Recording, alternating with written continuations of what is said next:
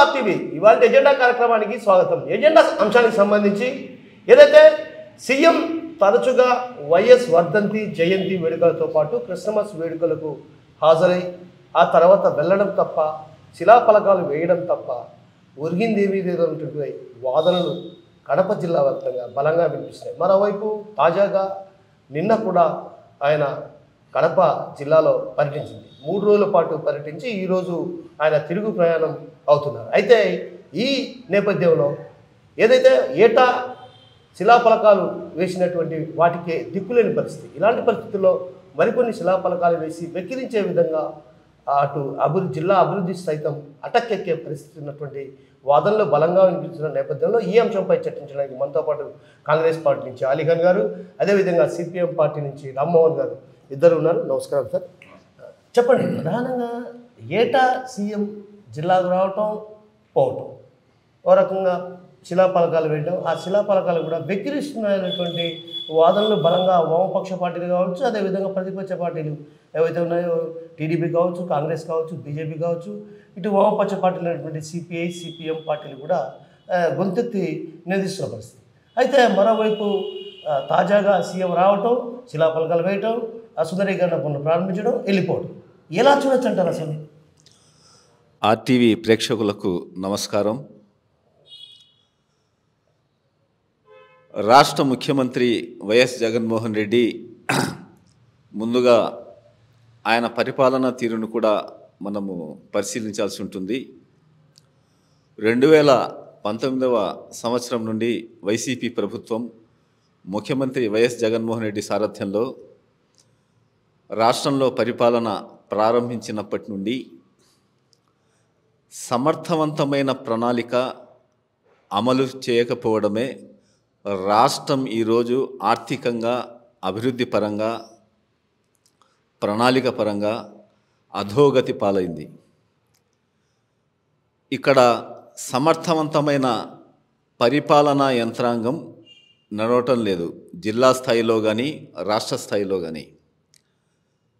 ఉమ్మడి ఆంధ్రప్రదేశ్ నుండి ఆంధ్రప్రదేశ్ రాష్ట్రం విడిపోయిన తర్వాత రాష్ట్ర ఆర్థిక పరిస్థితి అప్పుల కుప్పగా అధోగతిలా తయారైంది. ఈ పరిస్థితుల్లో రాష్ట్రాన్ని ఒకవైపు అభివృద్ధి పదంలో నడిపిస్తూ మరోవైపు ఆర్థిక పురోగతి వైపు నడిపించాల్సిన అత్యంత నాజూకైన పరిస్థితి, అత్యంత సున్నితమైన పరిస్థితులు ఉన్నాయి. ఈ పరిస్థితుల్లో రాష్ట్ర ప్రభుత్వం, రాష్ట్ర ముఖ్యమంత్రి కానీ, మంత్రులు కానీ, బ్యూరోక్రాట్లు కానీ తాము ప్రజాధనం ఖర్చు పెడుతున్న తీరు, తెన్నులు, వ్యవహారము, ఎంత ఖర్చు పెడుతున్నాం అనే దానిపై పరిశీలన చేసుకోవాల్సి అవసరం చాలా ఉంది. అయితే ఇక్కడ విఐపి ప్రయాణాలు కానీ, విఐపీలకు వారికి భద్రత కల్పిస్తున్న వ్యయం కానీ చాలా స్థాయిలో హెచ్చుగా ఉందని ఆరోపణలు, విమర్శలు వినిపిస్తున్నాయి. కానీ రాష్ట్ర ప్రభుత్వం ఎక్కడా కూడా ఈ దిశగా పొదుపు చేయాలి, రాష్ట్ర ఆర్థిక పరిస్థితి బాగలేదు, జాగ్రత్తగా మనము ఉన్న వనరుల్లోనే ఆర్థిక పురోగతి సాధిస్తూ ప్రయాణాలు సాగిస్తూ ఎక్కువగా పొదుపు చేయాలి, రాష్ట్రాన్ని మరీ అప్పుల కుప్పగా చేయకూడదు అనే దూరదృష్టి కానీ, ఆలోచన కానీ ఎక్కడా ముఖ్యమంత్రి స్థాయిలో కానీ, మంత్రుల స్థాయిలో కానీ, అధికారుల స్థాయిలో కానీ లేదు. ముందే ఆంధ్రప్రదేశ్ ఆర్థిక పరిస్థితి అత్యంత దారుణంగా ఉండగా ఈ ముఖ్యమంత్రి పర్యటనలు కానీ, మంత్రుల పర్యటనలు కానీ, ఇతరత్ర వ్యయం కానీ తడిసి మోపెడవుతుంది. తద్వారా ప్రజల నుండి వసూలు చేస్తున్న పన్నుల రూపంలో కానీ, ఇతరత్ర ఆదాయ మార్గాలు కానీ, రాష్ట్ర ప్రభుత్వ ఉద్యోగుల జీతభత్యాలకు సరిపోవడం లేదు. మరోవైపు పెన్షనర్లు కూడా నెలల తరబడి, ఏళ్ల తరబడి పెన్షన్లు రాక చాలా గగ్గోలు పెడుతున్నారు. ఈ పరిస్థితుల్లో రాష్ట్రం సుమారు 10,18,837 కోట్లను అప్పు చేసింది అని గణాంకాలు తెలుపుతున్నాయి. ఇది చాలా ఆంధ్రప్రదేశ్ ఆర్థిక స్థాయికి చాలా ఎక్కువని కాగ్ సంస్థగా, ఆర్బీఐ వంటి ఎన్నో ఆర్థిక సంస్థలు, కేంద్ర ఆర్థిక మంత్రిత్వ శాఖ, కేంద్ర ప్రభుత్వం తీవ్రంగా హెచ్చరిస్తున్నాయి. 10 లక్షల కోట్ల పైబడి అప్పులు చేసి రాష్ట్ర ప్రభుత్వాన్ని నడిపిస్తున్నారు ముఖ్యమంత్రి వైఎస్ జగన్మోహన్ రెడ్డి.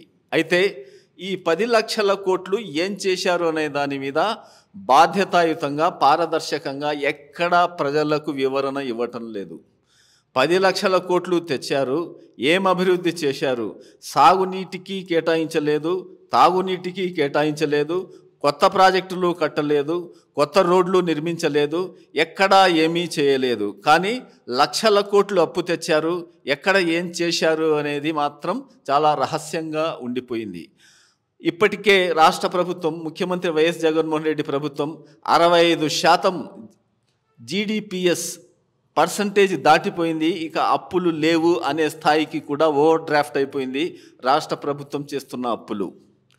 అయితే ఈ భయానక పరిస్థితుల్లో మొత్తం ఆర్థిక మాంద్యము, ఆర్థిక దివాలాతనంతో రాష్ట్రం అధోగతి పాలవుతున్న తరుణంలో విఐపీల ప్రయాణాలు, విఐపీల భద్రత, విఐపీలకు ప్రయాణాలకు చేస్తున్న ఖర్చు కూడా తడిసి మోపిడవుతుంది.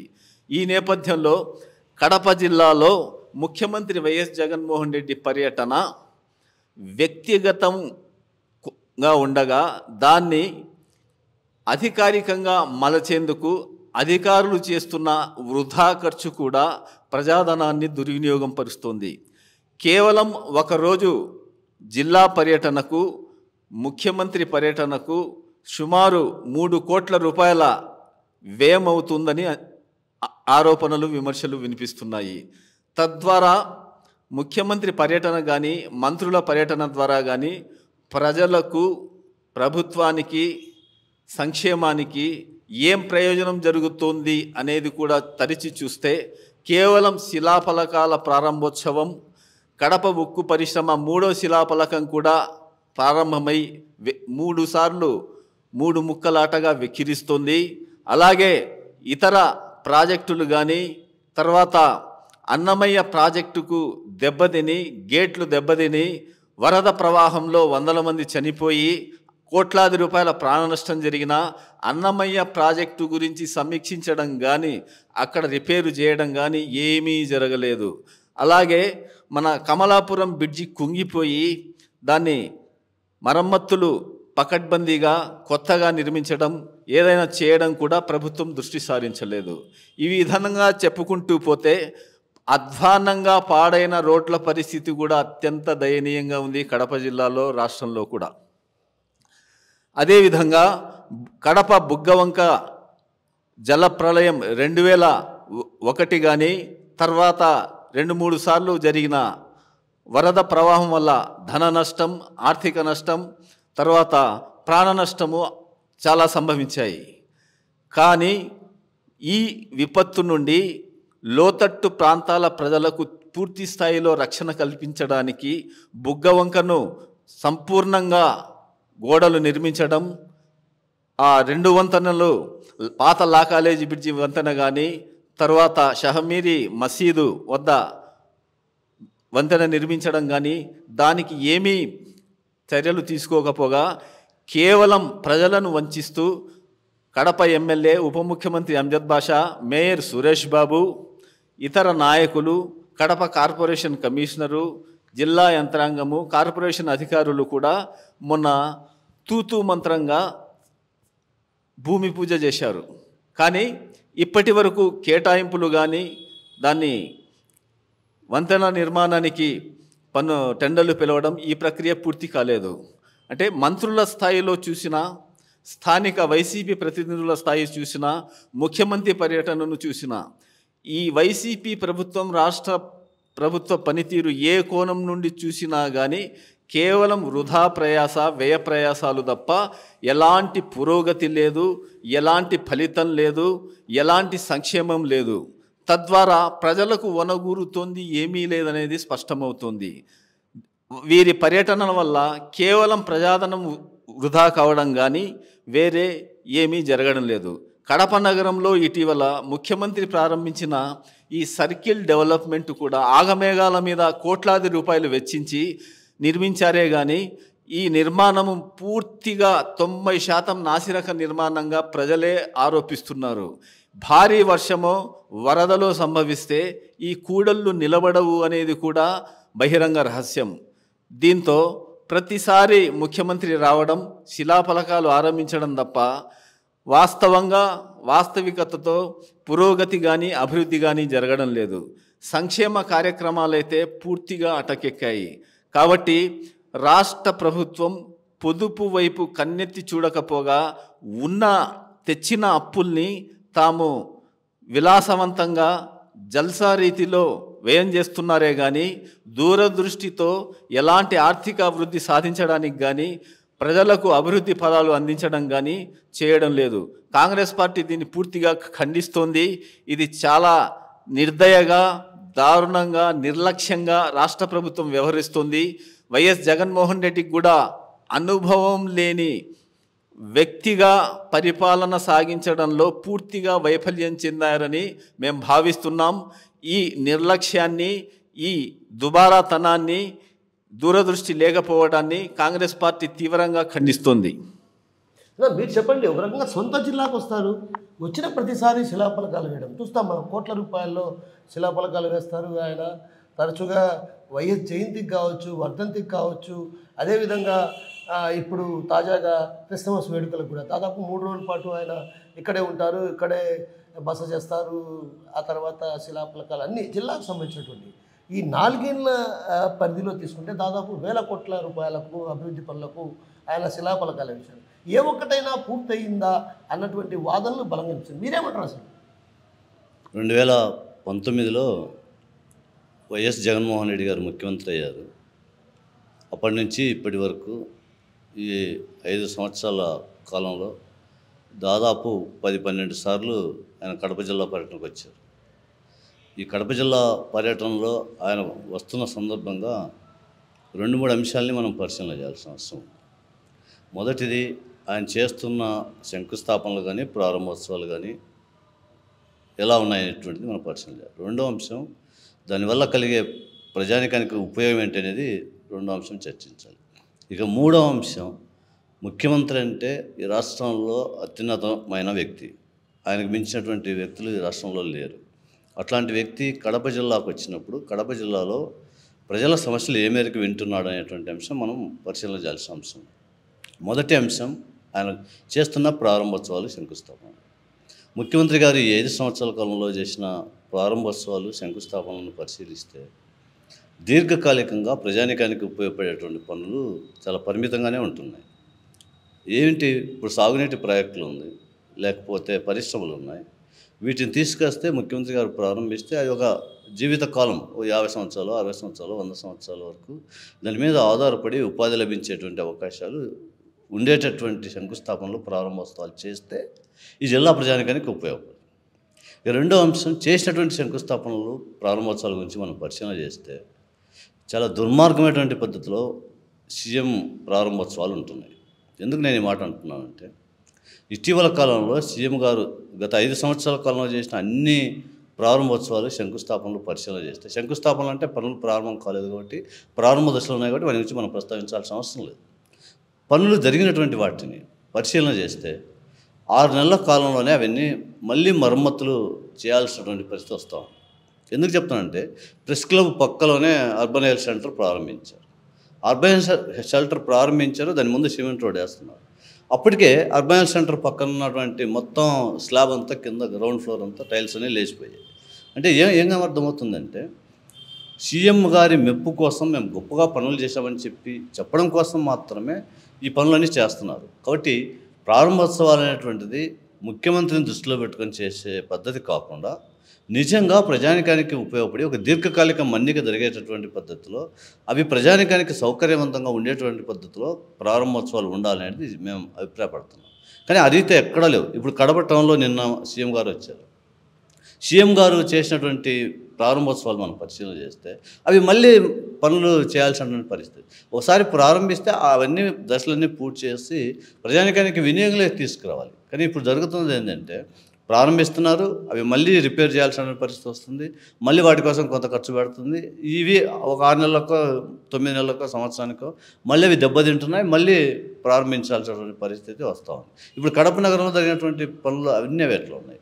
దీన్ని బట్టి మనకు ఏమర్థం అవుతుందంటే ముఖ్యమంత్రి గారంటే చాలా వాల్యుబుల్ పర్సన్ కాబట్టి ఆయన చేసేటటువంటి ప్రారంభోత్సవాలకి ఒక శాశ్వత ప్రాతిపదికన ప్రజానికానికి ఉపయోగపడేటువంటి పద్ధతిలో ఆయన పని ఉండటం లేదు. ఇది చాలా అన్యాయమైనటువంటి విషయం. ప్రజాధనాన్ని పెద్ద ఎత్తున దుర్వినియోగం చేసేటువంటి పద్ధతులు తప్ప ప్రజానికానికి ఆచరణలో మెరుగైనటువంటి సౌకర్యాలని మౌలిక వసతులను కల్పించే ప్రయత్నం జరగట్లేదు. ఇక రెండో అంశం ఎవరికి ఉపయోగపడుతున్నాయి ఇవన్నీ? ఆయన చేసేటువంటి ప్రారంభోత్సవాలన్నీ కాంట్రాక్టర్లకు అధికార పార్టీ నాయకులకే ఉపయోగపడుతున్నాయి. ఇప్పుడు కడప నగరంలో జరిగేది కాకుండా జిల్లా వ్యాప్తంగా జరిగినటువంటి అన్ని ప్రాంతాల్లో కాంట్రాక్టర్లను దృష్టిలో పెట్టుకుని పనులు చేస్తున్నారు తప్ప ప్రజల యొక్క సౌకర్యాలను దృష్టిలో పెట్టుకుని పనులు చేయట్లేదు. పేరుకు ప్రజల సౌకర్యాలు మౌలిక వసతుల్ని మేము మెరుగుపరిచాం, అభివృద్ధి చేశామని చెప్తున్నారు తప్ప ఆచరణలో అధికార పార్టీ నాయకులకి అధికార పార్టీ కాంట్రాక్టర్లకు మాత్రమే మేలు చేసేటువంటి ప్రయత్నాలు జరుగుతూ ఉన్నాయి. ఇంకొక దుర్మార్గమైనటువంటి విషయం ఏంటంటే ఈ పనులు చేసేటువంటి కాంట్రాక్టర్లకు కూడా బిల్లులు కూడా సక్రమంగా చెల్లించకుండా వాళ్ళని కూడా ఇబ్బంది పెట్టేటువంటి ప్రయత్నం చేస్తున్నారు. మనం గ్రామీణ ప్రాంతాలు ఉన్నాయి, జిల్లాలో ఉన్నటువంటి గ్రామీణ ప్రాంతాల్లో సర్పంచ్లు వాళ్ళు చేసేటువంటి అభివృద్ధికి పేపర్లు కొనడానికి డబ్బులు లేక చాలా తీవ్రమైనటువంటి ఇబ్బందులు పడుతున్నారు. అంటే జిల్లాలో ఉన్నటువంటి సర్పంచ్ అంటే ఎవరు? ఆ గ్రామాలకి చాలా కీలకమైనటువంటి స్థానంలో ఉన్నవాడు. రాష్ట్రానికి ముఖ్యమంత్రి ఎట్లా గ్రామానికి సర్పంచ్ అట్లాంటి సర్పంచ్ల యొక్క అధికారాన్ని కట్ చేసి వాళ్ళకి రావాల్సినటువంటి నిధులు ఇవ్వకుండా ఇతర వాటికి డైవర్ట్ చేసి వాళ్ళని అభివృద్ధిలో భాగస్వాములు చేయనీయకుండా ఇప్పుడు మనం గమనిస్తే గత 50 సంవత్సరాల క్రితం గ్రామీణ ప్రాంతాలు ఎలా ఉన్నాయో సీఎం జిల్లాలో ఇప్పటికి కూడా గ్రామీణ ప్రాంతాల్లో పరిస్థితి అలాగే ఉంది. గ్రామీణ ప్రాంతాల్లో రోడ్లు లేవు, మౌలిక సదుపాయాలు లేవు, వీధులేట్లు లేవు, డ్రైనేజ్ లేదు, అన్ని రకాల వసతులకి గ్రామీణ ప్రాంతాలు చాలా దూరంగా ఉంటున్నాయి. మీరు కనీసం ఈ 5 సంవత్సరాల కాలంలో జిల్లా అన్నా బాగా అభివృద్ధి అవుతుందని చెప్పి జిల్లా ప్రజలు ఆశించారు. కానీ జిల్లా ప్రజల యొక్క ఆకాంక్షలని నెరవేర్చడంలో ముఖ్యమంత్రి గారు ఘోరంగా విఫలం చెందారు. ఇది చాలా అన్యాయమైనటువంటి విషయం. ఎందుకంటే గతంలో రాజశేఖర రెడ్డి గారు ఉన్నప్పుడు కడప నగరంలో అనేక వేల కోట్ల రూపాయల డబ్బులు కేటాయించి అండర్గ్రౌండ్ డ్రైనేజీ, బుగ్గవంక బ్రిడ్జీలు ఇట్లాంటి కొన్ని పనులు చేశాడు. కానీ ఇక్కడ ఉన్నటువంటి జగన్మోహన్ రెడ్డి గారు బుగ్గవంక పక్కన ఉన్నటువంటి రోడ్డుని డివైడర్ని ఆధునీకరించి ఇటుపక్క అటుపక్క రోడ్డు వేస్తామని చెప్పారు. కొన్ని ప్రాంతాల్లో రోడ్లు విడగొట్టారు. విడగొట్టినటువంటి వాటిలో మట్టి వేసి సిమెంట్ రోడ్లు చేస్తే చాలా నీట్గా ఆ బుగ్గవంక ఇటుపక్క అటుపక్క అభివృద్ధి చెందేటువంటి అవకాశం ఉంది. కానీ అట్లాంటి వాటి పనులు పోవట్లేదు. ఎందుకంటే అట్లాంటి వాటి పనులు లేకపోతే ఎక్కువ డబ్బులు ఖర్చు పెట్టాల్సి వస్తుంది, తద్వారా ఎక్కువ నిధులను దీనికి కేటాయించాల్సి వస్తుంది అనేటువంటి ఆలోచనతో జిల్లా మీద చాలా తీవ్రమైనటువంటి అశ్రద్ధ కనిపిస్తూ ఉంది. ఇక మూడో అంశం, సీఎం గారు జిల్లా పర్యటనకు వస్తున్నారు. ఎవరైనా జిల్లా పర్యటనకు వస్తున్నారంటే ఇప్పుడు ఎమ్మెల్యేలు అయితే ఆయన డైరెక్ట్గా శాసనసభలో కానీ శాసనమండలిలో కానీ వెళ్ళి కలిసే అవకాశం ఉంటుంది కాబట్టి వాళ్ళ విషయం వదిలేద్దాం. ఇప్పుడు జిల్లాలో మిగతా రాజకీయ పార్టీలు ఉన్నాయి, ప్రజా సంఘాలు ఉన్నాయి, కార్మిక సంఘాలు ఉన్నాయి, ఉద్యోగ సంఘాలు ఉన్నాయి, మహిళా సంఘాలు ఉన్నాయి, విద్యార్థి సంఘాలు ఉన్నాయి. నేను అడుగుతున్నాను సీఎం గారిని, మీరు 12 సార్లు 13 సార్లు కడప జిల్లాకు వచ్చారు. ఒక్కసారైనా ఏ రాజకీయ పార్టీతోనైనా ఏ ప్రజా సంఘంతో అయినా కనీసం రిప్రజెంటేషన్ తీసుకున్న చరిత్ర మీకు ఉందా అని చెప్పి నేను అడుగుతా ఉన్నాను. ఎందుకు మిమ్మల్ని జిల్లాకు రావాలని కోరుకుంటున్నారు ప్రజలు? ఆయన వస్తే మా సమస్యలు వింటాడు, మా కష్టాలు వింటాడు, మా బాధలు వింటాడు, వీటికి పరిష్కారం దొరుకుతుంది, పరిష్కారం దొరికితే మేము ఆనందంగా బతకడానికి అవకాశం ఉందని చెప్పి ఎవరైనా కోరుకుంటారు. కానీ ఇంకొక విషయం ఏంటి, అసలు సీఎం గారు వస్తున్నారంటే ప్రజా సంఘాల వినతులు తీసుకోకపోగా 24 గంటల ముందు నుంచి నోటీసులు ఇస్తున్నారు. ఆ నోటీసులు ఏమని ఇస్తున్నారు? ఎంత దుర్మార్గంగా నోటీసులు ఉన్నాయంటే ఇంట్లోంచి కదలకుండా మీరు బయటకు రాకుండా ఉండాలని చెప్తున్నారు. ఇది ప్రజాస్వామ్యం అండి సీఎం గారు? ఇది మీరు కడప జిల్లాకు వస్తే రాజకీయ పార్టీలు, ప్రజా సంఘాలు, విద్యార్థి సంఘాలు, యువజన సంఘాలు, మహిళా సంఘాలు ఇంట్లో కూర్చొని ముడుక్కోవాలా, దక్కోవాలా మిమ్మల్ని చూసి? మీరు మా జిల్లా వాసిగా మేము మీకు బాధలు చెప్పుకోవడానికి మీరు అవకాశం ఇవ్వకుండా మీరు మాత్రం వచ్చిపోతున్నారు. వచ్చిపోయేటప్పుడు కూడా వినతి పత్రాలు తీసుకోకపోయారు. కనీసం ప్రజా సంఘాలని స్వేచ్ఛగా తిరిగేటువంటి పరిస్థితి కూడా మీరు లేకుండా చేస్తున్నారు. నోటీసులు ఇవ్వటం, అరెస్టులు చేయటం, కేసులు పెట్టడం, ఇదే మీరు నేర్చుకున్న సంస్కృతి జిల్లా ప్రజానికానికి. మీ సొంత జిల్లాలోనే మీకు భద్రత లేదని భయపడుతూ ఉంటే మీరు ఈ రాష్ట్రంలో మిగతా జిల్లాలకు వెళ్ళి ఏ రకంగా మీరు ధైర్యంగా ప్రజానికాన్ని కలవగలరు? ఏ రకంగా ప్రజా సమస్యలు మీరు పరిష్కారం చేయడానికి కృషి చేయగలరు? కాబట్టి ఇది చాలా దుర్మార్గమైన విషయం.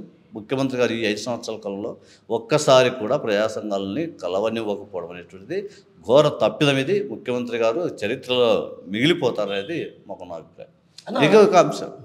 ఇంకొక అంశం ఏంటంటే, ముఖ్యమంత్రి గారు వస్తున్నారనే నిర్ణయం అయిపోగానే 4-5 రోజుల నుంచి ముఖ్యమంత్రి గారు అధికారులందరూ ఏ ఒక్క అధికారి కూడా ప్రజా సమస్యలు వినరు. ఎందుకంటే సీఎం పర్యటనలో ఉన్నాం, సీఎం పర్యటన జయప్రదం చేయడమే మా పని అని చెప్తున్నారు. మేము అడుగుతున్నాం, సీఎం పర్యటన కోసం, నిన్న జరిగినటువంటి సీఎం పర్యటన కోసం 5 జిల్లాల నుంచి పోలీస్ సిబ్బందిని మీరు ఇక్కడికి రప్పించారు. ఎంత ఖర్చు అవుతుంది? మీ పర్యటనకి ప్రభుత్వం చెప్తున్నటువంటి లెక్కల ప్రకారమే రోజుకు 2.5 కోట్ల రూపాయలు డబ్బులు ఖర్చు అవుతుంది. ఎన్ని డబ్బులు ఎవరి అంటే మీరు 3 రోజులు కడప జిల్లాలో ఉంటే 3 రోజులకి 7.5 కోట్ల రూపాయలు ప్రజాధనాన్ని ఖర్చు పెడుతున్నారు. మరి ప్రజాధనం మీ సొంత డబ్బులు పెట్టినప్పుడు, ప్రజాధనం ఖర్చు పెడుతున్నప్పుడు ప్రజాధనం ద్వారా మీరు ఎందుకు ప్రజా సంఘాలని, పార్టీలని మీరు వాళ్ళతో డిస్కస్ చేసే ప్రయత్నం ఎందుకు చేయరంటే, చేయకపోగా పరదాల మాటన సీఎం పర్యటన జరిగేటువంటి పరిస్థితి కనిపిస్తూ ఉంది. ఇది ప్రజాస్వామ్యాన్ని కొని చేయడం, ప్రజాస్వామ్యాన్ని నిర్లక్ష్యం చేయడం, అంతిమంగా ప్రశ్నించే గొంతుని ప్రశ్నించకుండా చేసేటువంటి పద్ధతిలో ప్రభుత్వం ప్రయత్నం చేస్తుందని చెప్పి మేము అభిప్రాయపడుతున్నాం. అన్న, ఇటీవల గడిచిన ఎన్నికల సందర్భంగా 6 నెలల ముందు కాలంలో ఏదైతే ప్రారంభోత్సవాలు పనులు ప్రారంభిస్తే అవి అభివృద్ధి అంటారు అని ఒక ట్వీట్ చేయడం జరిగింది. ఏది జగన్మోహన్ రెడ్డి గారు. అయితే తను ఇప్పుడు వచ్చిన ప్రతిసారి శిలాపలకాలు వేస్తున్నారు. సిమెంట్ మనకు తెలుసు, మినీ ఉక్కు ఏదైతే ఉక్కు కర్మాగారానికి సంబంధించి అది అలాగే నిలిచిపోయింది. అవన్నీ పక్కన వేస్తాయి. ఆయన అన్న మాట ఏదైతే ముందు చేస్తే అది అభివృద్ధి కాదు, ఎన్నికలకు 6 నెలల ముందు చేస్తే అది అభివృద్ధి కాదు, ఎన్నికల తర్వాత 6 నెలల తర్వాత చేస్తేనే అది అభివృద్ధి అన్నారు. ఇప్పుడు ఆయన చేస్తున్నది ఏంటి అని ఒక భావన ఉంది. ఏంటంటారు? ఇప్పుడు ఆయన ప్రతిపక్షంలో ఉన్నప్పుడు 6 నెలల ముందు చేస్తే అభివృద్ధి కాదని చెప్పి ఆయన ప్రకటించాడు. ఇప్పుడు ఆయన చేస్తున్నది కూడా అదే. ఎందుకంటే ఇప్పుడు కడప నగరంలో కానీ, జిల్లాలో కానీ, పులివెందులు కానీ, మిగతా ప్రాంతాల్లో కానీ గత 4.5 సంవత్సరాలుగా ఖాళీగా ఉన్నారు. అంటే ఏ అభివృద్ధి గురించి డిస్కస్ చేయలేదు.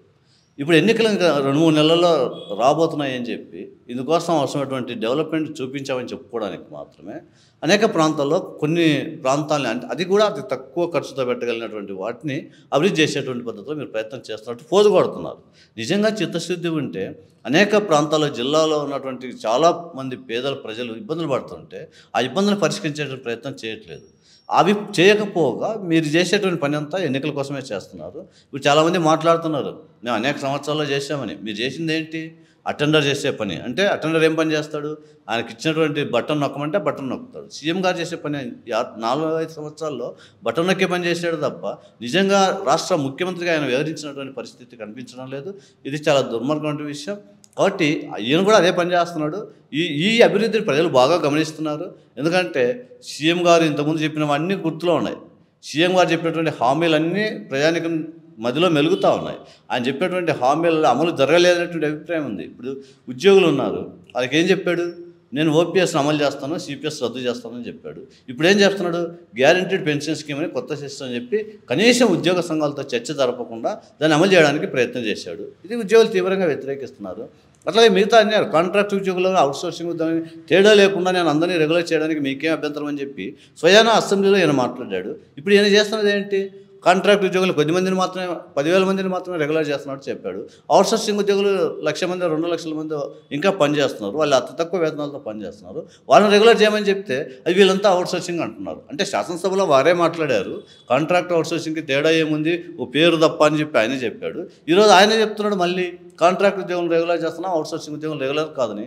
అంటే ఆయన ప్రతిపక్షంలో ఉన్నప్పుడు ఒక మాట మాట్లాడాడు, అధికారంలోకి వచ్చిన తర్వాత వాటిన్నిటిని విస్మరించి మళ్ళీ గత ప్రతిపక్షంలో ఏదైతే ఉన్నో వాటిని విస్మరించి మళ్ళీ అధికారంలో చంద్రబాబు గారు ఏ మాట చెప్పారో అవే మాటలు ఇప్పుడు ఈయన కూడా చెప్తున్నాడు. కాబట్టి మీరు ఇచ్చినటువంటి హామీలు 90% అమలు చేశామని చెప్తున్నారు. 90% కాదు, వీళ్ళు ఇంకా ఎక్కువ శాతమే అమలు పెండింగ్ ఉండాల్సినటువంటి వాటిన్నిటిని అమలు చేయలేదనేది మేము అభిప్రాయపడుతున్నాం. కాబట్టి ఇప్పుడు మళ్ళా ఏం చెప్తున్నాడు, కర్ణాటకలో తెలంగాణలో ఫ్రీ బస్ ఇచ్చారు కాబట్టి మహిళలందరికీ ఫ్రీగా ప్రయాణించే అవకాశం అక్కడ ఇచ్చారు కాబట్టి వాళ్ళు రాష్ట్రంలో చంద్రబాబు నాయుడు మళ్ళీ ఆ ప్రకటన చేశాడు కాబట్టి మేము ఫ్రీ బస్సును మహిళలందరికీ ఇస్తామని చెప్పాడు కాబట్టి జగన్మోహన్ రెడ్డి గారు సంక్రాంతి నుంచి మేము మళ్ళీ ఫ్రీ బస్సు ఇస్తామని చెప్తున్నాడు. అంటే మీరు చిత్తశుద్ధితో చేసేటువంటి పనులు కావేవి. మీ ఎన్నికల్లో మళ్ళీ రెండోసారి అధికారంలోకి రావడం కోసం ప్రజానికాన్ని ఆకర్షించి ఓట్లు దండుకోవడం చేస్తున్నటువంటి ప్రయత్నాలు తప్ప మీరు నిజంగా ఈ రాష్ట్రంలో అభివృద్ధిని చిత్తశుద్ధితో చేయడం లేదని మేము అభిప్రాయపడుతున్నాం. కాబట్టి ఇప్పటికైనా మీరు గుర్తుపెట్టుకోండి, ప్రతిపక్షంలో ఇచ్చినటువంటి హామీలని ఈ 2-3 నెలలైనా మీరు అమలు చేయడానికి ప్రయత్నం చేస్తే, ఓపీఎస్ను అమలు చేస్తే ఉద్యోగులందరూ హర్షిస్తారు. ఇప్పుడు ఉద్యోగులకి పీఆర్సీ, మెరుగైన పీఆర్సీ ఇస్తామని మీరు హామీ ఇచ్చారు. ఇప్పుడు ఇచ్చినటువంటి పీఆర్సీ ఏంటి? గతం కంటే తక్కువ ఇచ్చారు. ఎంత దుర్మార్గంగా ఉద్యోగులు వేధిస్తున్నాడంటే ముఖ్యమంత్రి జగన్మోహన్ రెడ్డి ఈ ఉద్యోగులు అందరూ కలిపి ఎందుకు జగన్మోహన్ రెడ్డిని ఓట్లేసామా అనేటువంటి బాధపడేటువంటి పరిస్థితికి ముఖ్యమంత్రి గారు తీసుకొచ్చారు. కాబట్టి ఈ ఫలితం 2024 ఎన్నికల్లో ఆయన అనుభవించాల్సినటువంటి పరిస్థితి వస్తుంది. కాబట్టి ఇప్పటికైనా తన వైఖరిని పునఃసమీక్ష చేసుకుని ప్రజానికానికి నిజంగా ఉపయోగపడే పద్ధతిలో అవసరమైనటువంటి విధానాలు తీసుకుంటారని ఆశిస్తా ఉన్నాం. జగన్మోహన్ రెడ్డి బటన్ నొక్కడం తప్ప ప్రజా సమస్యలు ఆయనకు పట్టడం లేదన్నటువంటి వాదన వైపు వినిపిస్తుంది. కానీ మరోవైపు ఏదైతే జిల్లాకు సంబంధించి అభివృద్ధి సంక్షేమ పేరిట కేవలం ఇటీవల కాలంలో ఏదైతే ఎన్నికలకు సమీపిస్తున్న తరుణంలో అక్కడక్కడ కొంతమేర అభివృద్ధి చేసి ఆ తర్వాత చేతులు దులుపుకున్నారు. ఏదైతే నిరుద్యోగ యువతకు ఉపాధి అవకాశాలు కావచ్చు, అదేవిధంగా ఏదైతే కాంట్రాక్ట్ ఉద్యోగులను రెగ్యులరైజ్ చేస్తారన్నటువంటి మాట కూడా తప్పడం జరిగింది. అదేవిధంగా ఉద్యోగుల విషయంలో కూడా ఇదే విధంగా అంటే తను ఇచ్చినటువంటి ఏ హామీని కూడా అమలు చేసినటువంటి పరిస్థితి లేదు. ఇలాంటి పరిస్థితుల నేపథ్యంలో రానున్న రోజుల్లో ఖచ్చితంగా జగన్మోహన్కి గడ్డు పరిస్థితి తప్ప ఉన్నటువంటి వాదనలు వినిపిస్తున్నారు. మరోవైపు జిల్లా అభివృద్ధి మాత్రం ఎప్పుడు నోచుకోలేని పరిస్థితి ఉంది. ఇలాంటి పరిస్థితుల్లో ఈ 2 నెలల కాలంలో అయినా జిల్లా అభివృద్ధి పైన ప్రత్యేకమైన దృష్టి సారించాలి. ఏదైతే ప్రజా సమస్యల కోసం ప్రజా సంఘాలతో సమావేశాలు కావడానికి కూడా ఆయన ముందుకు రాని పరిస్థితి, ఒక రకంగా పరదాల మాటున తిరగాల్సినటువంటి పరిస్థితి వచ్చిందన్నటువంటి వాదనలు మనతో పాటున్నటువంటి వక్తలు చెప్తున్నారు. ఇది ఇవాళ జన కార్యక్రమం. రేపు మరో జనతో మీ ముందుకు వస్తాం. మరిన్ని వీడియోస్ కోసం ఛానల్ ని సబ్స్క్రైబ్ చేయండి, లేటెస్ట్ అప్డేట్స్ కోసం వాట్సాప్ ఛానల్ ని ఫాలో చేయండి అండ్ లింక్ డిస్క్రిప్షన్ లో ఉంది.